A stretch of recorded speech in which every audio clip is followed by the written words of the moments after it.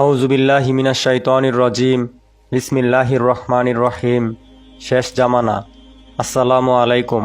প্রিয় মুসলিম ভাই ও বোন, প্রথমেই আন্তরিকভাবে অনুরোধ জানাচ্ছি চিঠিটি সম্পূর্ণভাবে পড়ার জন্য। এই চিঠির বার্তাটি অত্যন্ত গুরুত্বপূর্ণ প্রত্যেক মুসলিম নরনারীর জন্য। এই চিঠিতে উল্লেখ্য বিষয়সমূহ হচ্ছে শিরক ও শিরকের রূপ ধ্বংস করা, আল্লাহর দিন প্রতিষ্ঠা করে মুসলিমদের হারানো সোনালী ইতিহাস ফিরিয়ে আনা এবং মোহাম্মদ কাসিম ও তার স্বপ্নের সত্যতা সম্পর্কে অবগত হওয়া। প্রথমেই মোহাম্মদ কাসিম সম্পর্কে ধারণা নেওয়া যাক, তারপর উল্লিখিত বিষয়গুলো সংক্ষিপ্তভাবে আলোচনা করা হবে। মোহাম্মদ কাসিমের পরিচয়। মোহাম্মদ কাসিম বিন আব্দুল কারিম হচ্ছে তার সম্পূর্ণ নাম। তার জন্ম 1976 সালে পাকিস্তানের লাহোরে সৈয়দ কুরাইশ বংশের একটি সাধারণ পরিবারে। ইতিমধ্যে হয়তোবা অনেকেই তার সম্পর্কে জেনেছেন সোশ্যাল মিডিয়ার মাধ্যমে। এর মধ্যে হতে অনেকেরই পজিটিভ এবং নেগেটিভ দুটো ধারণাই রয়েছে। যাদের নেগেটিভ ধারণা রয়েছে তার মূল কারণ হচ্ছে মোহাম্মদ কাসিম নিজেকে ইমাম মাহদী দাবি করেছেন, যা মোটেই সত্য নয়। এমনকি কেউ কোনো প্রমাণও দেখাতে পারবে না। কিন্তু মোহাম্মদ কাসিম এর দাবি হচ্ছে আল্লাহ এবং শেষ নবী হজরত মোহাম্মদ সাল্লাল্লাহু আলাইহি ওয়াসাল্লাম প্রায়ই তার স্বপ্নে আসেন এবং কিয়ামতের আগে সংঘটিত ঘটনাগুলি তাকে স্বপ্নে দেখান এবং শিরক ও শিরকের রূপগুলি সম্পর্কে সতর্ক করেন। এখন মোহাম্মদ কাসিমের স্বপ্নের সত্যতা কতটুকু তাহলে জেনে নেওয়া যাক। মোহাম্মদ কাসিমের স্বপ্নের সত্যতা। স্বপ্ন সম্পর্কে কোরআন ও হাদিসে অনেক ঘটনা ও দিক নির্দেশনা রয়েছে। আবু হুরায়রা রাদিয়াল্লাহু তাআলা আনহু থেকে বর্ণিত, তিনি বলেন, আমি রাসূল সাল্লাল্লাহু আলাইহি ওয়াসাল্লামকে বলতে শুনেছি, মুবাশশিরাত, সুসংবাদবাহী বিষয়াদি ছাড়া নবুয়তের আর কিছু অবশিষ্ট নেই। সাহাবাগণ জিজ্ঞাসা করলেন, সুসংবাদবাহী বিষয়াদি কি? তিনি বললেন, ভালো স্বপ্ন। সহিহ বুখারী, ইসলামিক ফাউন্ডেশন, 6519। আবু হুরায়রা রাদিয়াল্লাহু তাআলা আনহু থেকে বর্ণিত, তিনি বলেন, রাসূলুল্লাহ সাল্লাল্লাহু আলাইহি ওয়াসাল্লাম বলেছেন, যখন কিয়ামতের সময় সন্নিকটে হবে তখন মুমিনের স্বপ্ন খুব কম মিথ্যা হবে। যে ব্যক্তি অধিক সত্যবাদী তার স্বপ্নও অধিক সত্য হবে। মুসলিমের স্বপ্ন হলো নবুয়তের 46 ভাগের 1 ভাগ। সুনান আত-তিরমিজি, ইসলামিক ফাউন্ডেশন, 2273। মোহাম্মদ কাসিমকে যখন জিজ্ঞেস করা হলো, আপনি স্বপ্ন নিয়ে মিথ্যা কথা বলছেন, এর জবাবে মোহাম্মদ কাসিম বললেন, যে ব্যক্তি আল্লাহ ও তার রাসূল সাল্লাল্লাহু আলাইহি ওয়াসাল্লামের নাম ব্যবহার করে মানুষকে বিভ্রান্ত করে সে চিরকাল জাহান্নামে থাকবে। মিথ্যাবাদীদের উপর আল্লাহর লানত বর্ষিত হোক। লানাতুল্লাহি আলাল কাযিবিন। মোহাম্মদ কাসিম আরও বলেন, আমি যদি মিথ্যাবাদী হয়ে থাকি তাহলে আমি যা বলছি তা কখনো ঘটবে না, আর যদি ঘটে যায় তাহলে আমি মিথ্যা বলছি না। সুতরাং আপনারা কয়েকটা দিন অপেক্ষা করুন।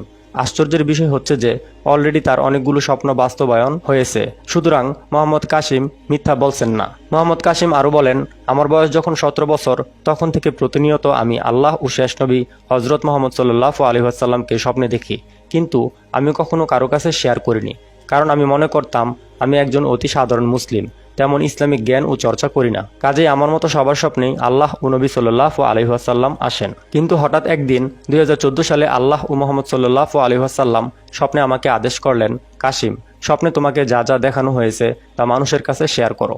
এরপর 2015 সালে আমি সকলের সাথে স্বপ্ন শেয়ার করা শুরু করি। জেনে রাখা ভালো যে 2015 সালে মোহাম্মদ কাসিমের বয়স হয় 40 বছর। মোহাম্মদ কাসিমের স্বপ্নে শিরক সম্পর্কে আল্লাহর বার্তা। আল্লাহ সুবহানাহু ওয়া তাআলা বলেন, কাসিম, বর্তমান পৃথিবীতে মানুষ যে পরিমাণ শিরক করে ইতিপূর্বে কোনো জাতি এত শিরক করেনি। আল্লাহ সুবহানাহু ওয়া তাআলা কোরআনুল কারিমে বলেছেন, আর অবশ্যই তোমার প্রতি এবং তোমার পূর্ববর্তীদের প্রতি এই মর্মে ওহী পাঠানো হয়েছিল যে যদি তুমি শিরক করো তবে তোমার সমস্ত আমলই নষ্ট হয়ে যাবে এবং তুমি হবে ক্ষতিগ্রস্তদের অন্তর্ভুক্ত। সূরা জুমার আয়াত 65। সুতরাং একটু সূক্ষ্মভাবে চিন্তা করে বোঝা যায়, যেহেতু আল্লাহ মোহাম্মদ কাসিমকে স্বপ্নে জানিয়ে দিয়েছেন পৃথিবীটা শিরকে ভরপুর এবং সূরা জুমারে বলেছেন শিরককারীর সমস্ত আমলই নষ্ট হয়ে যায়, তাহলে আমাদের ইবাদত কতটুকু গ্রহণযোগ্য হচ্ছে তা নিয়ে আমাদের যথেষ্ট চিন্তার প্রয়োজন আছে। বর্তমান যুগ অতি আধুনিক যুগ। এই যুগে অনেক নতুন নতুন শিরকের জন্ম হয়েছে যা আমাদের অনেকেরই অজানা। এই সম্পর্কে আল্লাহ তাআলা মোহাম্মদ কাসিমকে যে সকল বার্তা দিয়েছেন তা হলো, যে কোনো প্রাণীর ছবি, পোস্টারের ছবি, ঘরের দেয়ালে পরিবারের ছবি, কাপড়ে, বিভিন্ন খাবার প্যাকেটে, বিলবোর্ডে, দোকানের মেনিকুইন, বাচ্চাদের বিভিন্ন প্রাণীর আকৃতির খেলনা, এগুলো সবই শিরকের অন্তর্ভুক্ত। এবং হাদিসে আসছে, যে ঘরে ছবি বা মূর্তি থাকে সেখানে রহমতের ফেরেশতা আসে না এবং ইবাদত হয় না। কাজেই লক্ষ্য রাখতে হবে যে আপনার বাসায় অতি ক্ষুদ্র কোনো ছবি থাকলে সেটা আপনার নজরে আসুক বা না আসুক, আল্লাহ ও তার ফেরেশতাদের চোখকে ফাঁকি দিতে পারবে না। সুতরাং আমাদের ইবাদত হচ্ছে না। মোহাম্মদ কাসিমের স্বপ্নে আল্লাহর বার্তা ও পরিকল্পনা। এই চিঠির মাধ্যমে কখনো সেই স্বপ্নগুলির বিস্তারিত বলা সম্ভব নয়, তবে সারসংক্ষেপ হলো, পৃথিবীতে বর্তমান মুসলমানদের শক্তিশালী 3টি দুর্গ আছে। 1 তুরস্ক, 2 সৌদি আরব এবং 3 পাকিস্তান। কাফির শক্তি সবার আগে প্রথম দুর্গ তথা তুরস্ককে ধ্বংস করবে, তারপর দ্বিতীয় দুর্গ সৌদি আরবকেও ধ্বংস করবে। সর্বশেষ যখন পাকিস্তানকে ধ্বংস করতে আসবে তখন আল্লাহ পাকিস্তানকে সাহায্য করবেন, কারণ তারা মোহাম্মদ কাসিমের স্বপ্ন বিশ্বাস করে পাকিস্তানকে শিরক মুক্ত করবে। এভাবে সবার আগে পাকিস্তানে ইসলামী খিলাফত প্রতিষ্ঠিত হবে এবং পরে তা সমগ্র পৃথিবীতে ছড়িয়ে যাবে। তার স্বপ্নের কিছু পয়েন্ট।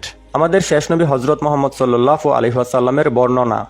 পাকিস্তান যেভাবে শিরক মুক্ত হবে, 3000 কালো যুদ্ধ বিমান দ্বারা আল্লাহ পাকিস্তানকে সাহায্য করবেন।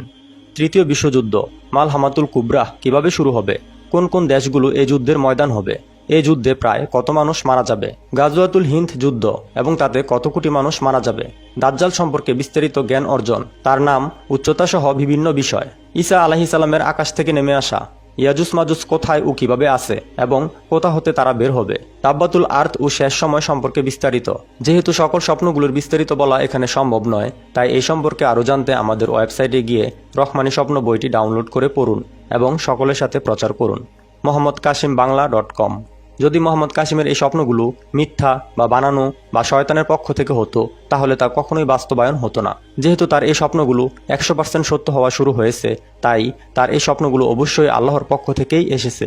মোহাম্মদ কাসিমের স্বপ্নের মূল বার্তা হচ্ছে, মুসলিমদের আবার পৃথিবীতে প্রতিষ্ঠিত হওয়ার জন্য এবং আল্লাহর সাহায্য পাওয়ার জন্য প্রধান শর্ত হল ব্যক্তি, সমাজ ও রাষ্ট্রকে শিরক ও তার সকল রূপ থেকে মুক্ত করতে হবে। তাহলেই কেবল আল্লাহ সাহায্য করবেন, তা না করে অন্য যে কোনো উপায় অবলম্বন করলে মুসলমানরা ব্যর্থ হবে। কোরআন ও সুন্নাহ থেকে আপনারা সবাই জানেন, আসহাবে কাহাফের যুবকদেরকে আল্লাহ সাহায্য করেছিলেন, কারণ তারা শিরক করবে না, এজন্য তারা একত্র হয়েছিল। সূরা কাহাফ। নূহ আলাইহিসসালাম ও তার জাতির কিছু লোককে আল্লাহ মহাপ্লাবন থেকে রক্ষা করেছিলেন, যারা শিরক মুক্ত হয়েছিল। ইব্রাহিম আলাইহিসসালামকে আল্লাহ বন্ধু হিসেবে গ্রহণ করেছিলেন, তার অন্যতম একটি কারণ তিনি মূর্তি ভেঙেছিলেন। শিরকে কঠোরতার জন্য মুসা আলাইহিসসালাম তার বড় ভাই হারুন আলাইহিসসালামের দাড়ি মোবারক টেনে ধরেছিলেন। সুলাইমান আলাইহিসসালাম রানী বিলকিসের বিরুদ্ধে যুদ্ধ করতে কঠোর যোদ্ধা পাঠাতে চেয়েছিলেন, কারণ তারা সূর্যের উপাসনা করত। শেষ নবী হজরত মোহাম্মদ সাল্লাল্লাহু আলাইহি ওয়াসাল্লাম নবুয়ত পাওয়ার পর প্রথম 13 বছর সবচেয়ে বেশি দাওয়াত দিয়েছিলেন শিরকের বিরুদ্ধে, তাওহীদের পক্ষে। সহিহ বুখারী, ইসলামিক ফাউন্ডেশন, 5527 নং হাদিস।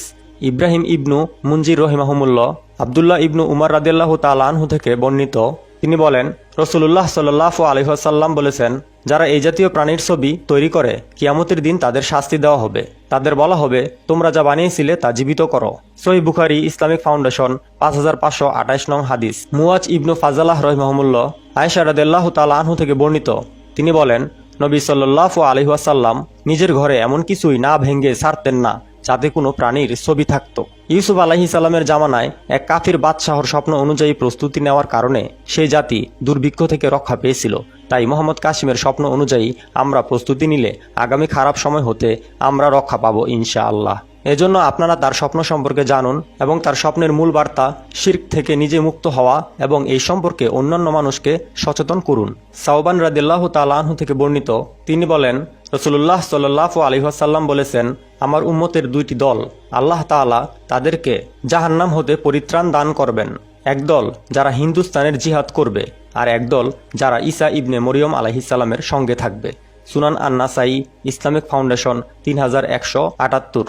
বিশেষ দ্রষ্টব্য, আপনাদের অবগতির জন্য জানানো যাচ্ছে যে আমি বা আমরা কোনো দলের বা সংগঠনের অন্তর্ভুক্ত নই।